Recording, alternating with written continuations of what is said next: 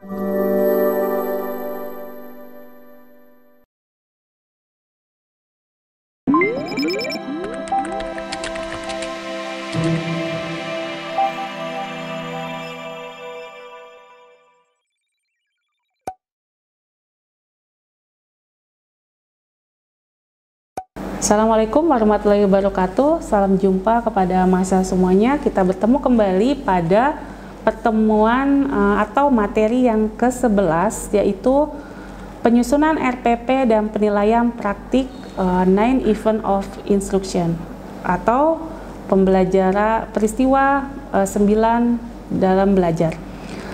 Tentunya penilaian praktik 9 Event of Instruction ini berkaitan dengan RPP, karena di dalam komponen RPP, terutama pada RPP yang disebutnya dengan satu lembar ini, memuat di dalam komponen terakhirnya itu adalah penilaian.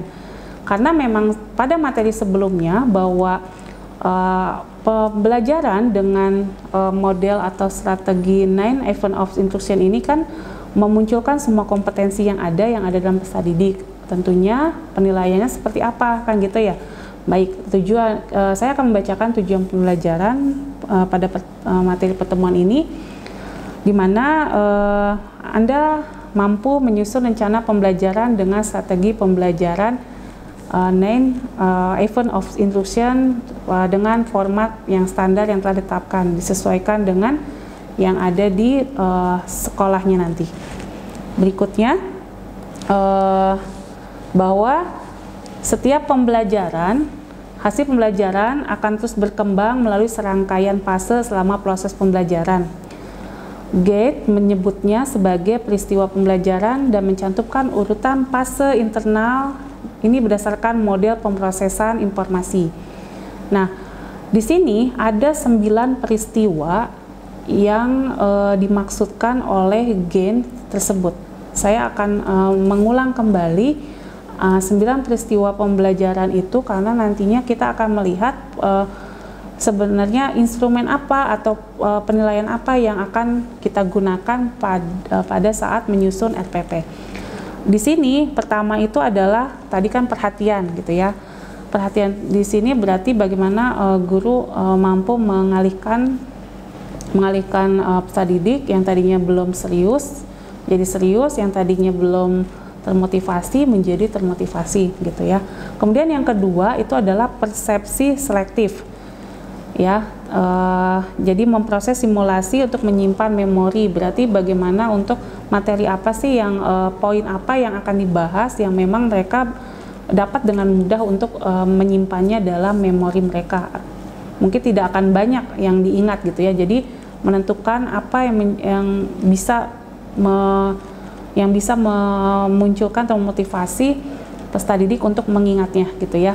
Kemudian latihan ya. Kemudian yang keempat ini adalah pengkodean semantik ya. Tentunya ini berkaitan sama dengan cara ketika guru menyampaikan suatu materi, entah dengan simbol-simbol atau dengan gambar-gambar yang mereka bisa dipastikan atau diupayakan mampu mengingatnya.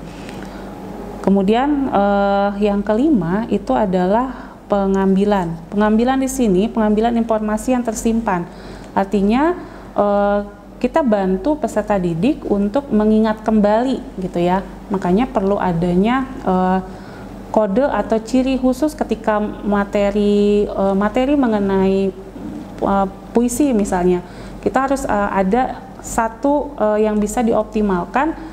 Apa sih yang bisa menjadi ciri dari pertemuan ketika membahas mengenai puisi tersebut? Itu harus diupayakan. Jadi memang agak desain pembelajaran ketika kita ingin mengembangkan pembelajaran dengan konsep 9 ini agak perlu kreatif yang sangat tinggi sekali, karena memang konsep ini harus bisa memunculkan semua kompetensi. Kemudian memilih dan mengatur kinerja. Nah, di sini harus terkonsep bagaimana langkah kerjanya gitu ya.